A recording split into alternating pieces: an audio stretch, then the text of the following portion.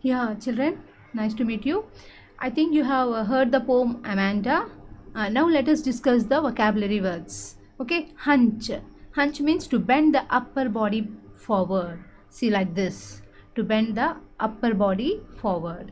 Next is slouching. Slouching means sitting in a bad and idle posture. You sit lazily like this or like this. So that is called slouching. Sitting in a bad posture. Next, languid means relaxed. Emerald means green color.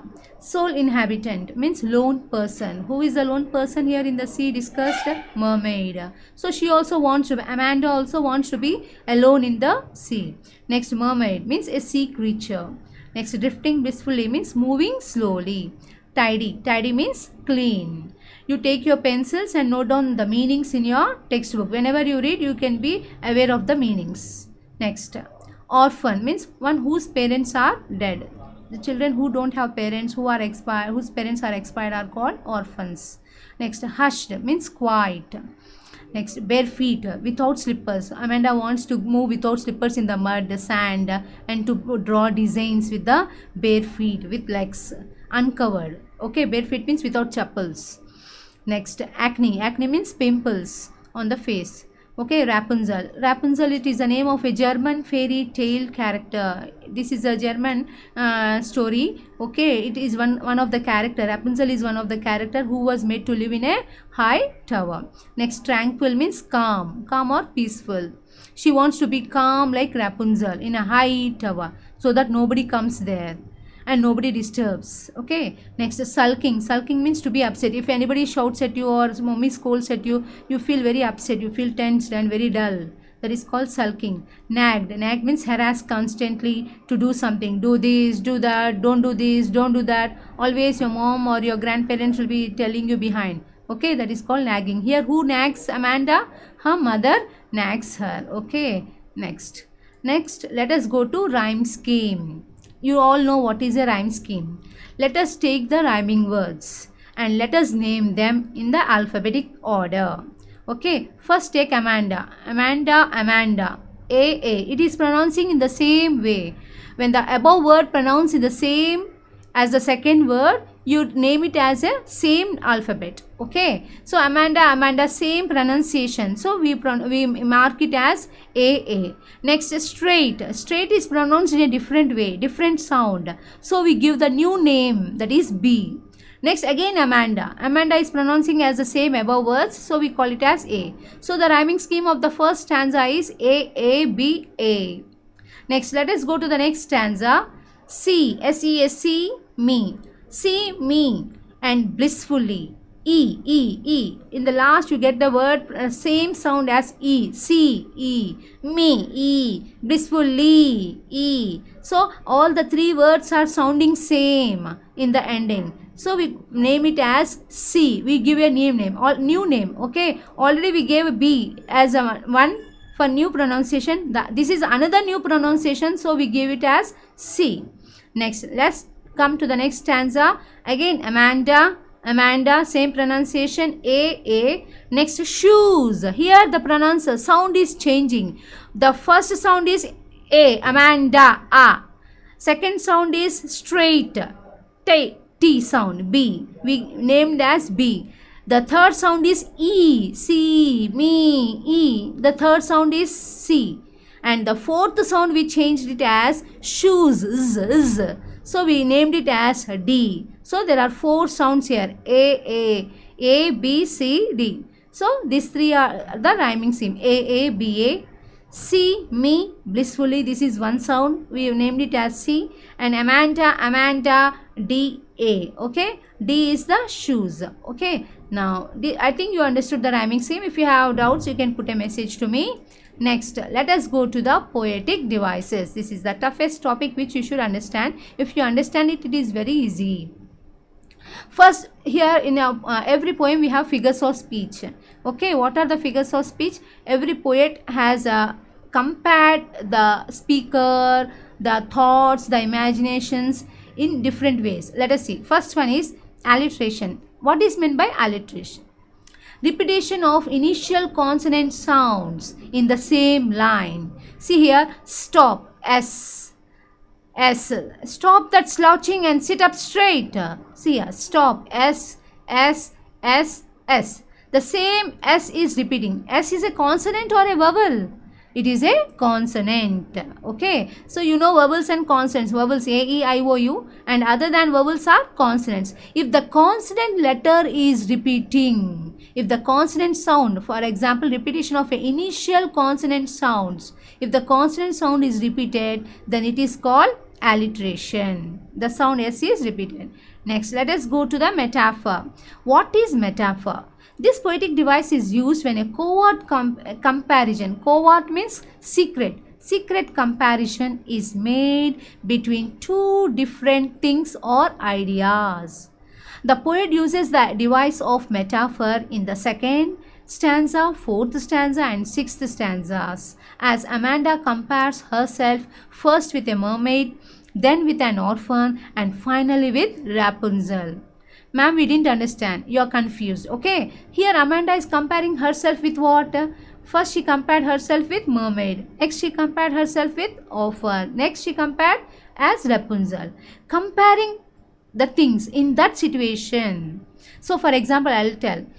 She is the angel in the party. Suppose you wear nice dress and go, nice long frock you wear and go in the party. Then all will be staring at you. All will be looking at you.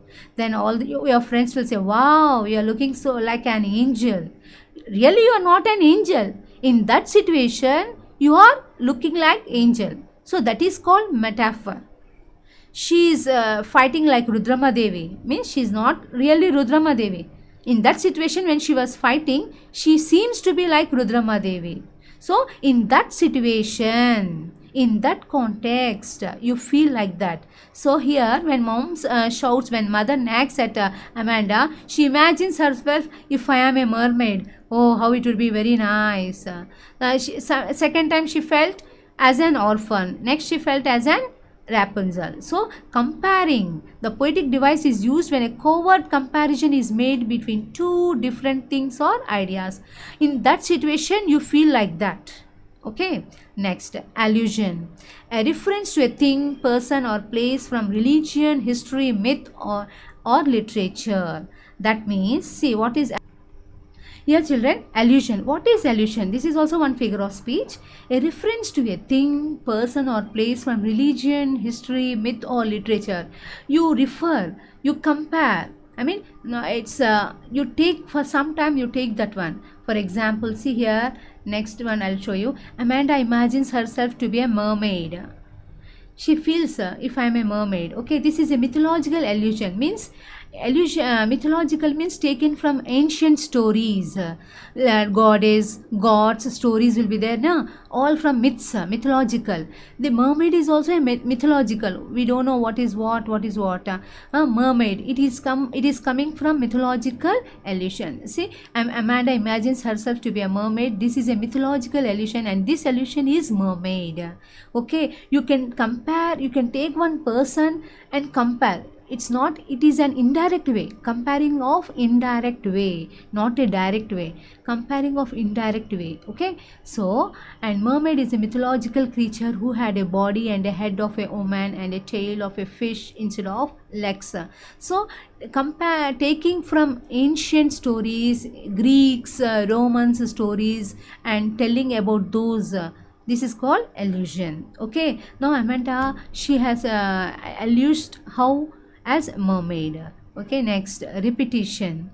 Repetition means, repetition is a figure of speech where a word or a group of words is repeated. In this poem we found Amanda, don't bite your nails, Amanda, don't hunch your shoulders, Amanda. You find this word is called a repetition. Next, anaphora. Anaphora means what? This is also one kind of figure of speech. Repetition of a word or words at the beginning of two or more successive verses or clauses or sentences. Here, don't bite your nails, don't hunch your shoulders. Did you finish your homework? Did you tidy your rooms? So did, don't, these words are repeated. So those words which are repeated are called as anaphora. Okay, did you understand? So if you have any doubts, you can ask me later. Next, yeah, let us come to the end, summary. Once I am recalling the story, let us read point wise. I have made it a point wise. You can read it carefully. This poem is about the views of a small girl named Amanda about liberty in life. This girl wants liberty. Children wants freedom. What poet is saying is children must be given freedom to develop, freedom to improve themselves. Parents must not be always behind them. Don't do this, don't do that, stand straight, don't go there, don't eat this, don't eat that. Leave the children as they like. What the poet is saying is leave the children as they like. Let them grow. Let them think of their own. Let them have their own ideas. Why parents are always nagging behind? Why parents should be behind? So this poem is to convey, to give freedom to the children. She is instructed not to bite her nails, not to hunch her shoulders, and she is also instructed to sit straight. Three instructions are given in the first stanza: not to bite her nails, not to hunch the shoulders, and to sit straight. Then when the mother nags like this, then what does she feel? She feels to be drafted in the sea like a mermaid. Oh, if I am alone in the sea, like mermaid, I can be freely, I can be happily, I can swim alone. She feels like that. Second time, when the mother nags at her, when the speaker nags at her, what she nags her, the speaker asks her if she has done her homework, cleaned her room and shoes. So she wants to clean her room, she wants to clean her shoes, and she wants to do her homework. When the mother nags at her in these three ways, the girl again, she wishes to be an orphan. Oh, if I am an orphan, there will be no one behind to me nagging. Nobody can point at me. I can do my works as I like. She feels like that, roaming freely in the dusty streets, she wants to roam in the dusty streets, making different patterns on the soft dust with her bare feet. She wants to remove her chappals. Bare feet means without shoes or chappals. She wants to make designs in the sand or mud. This experience of roaming free and doing things as she likes she feels as golden and sweet for her. When she is silent, she feels gold, and when she is very free, she feels sweet.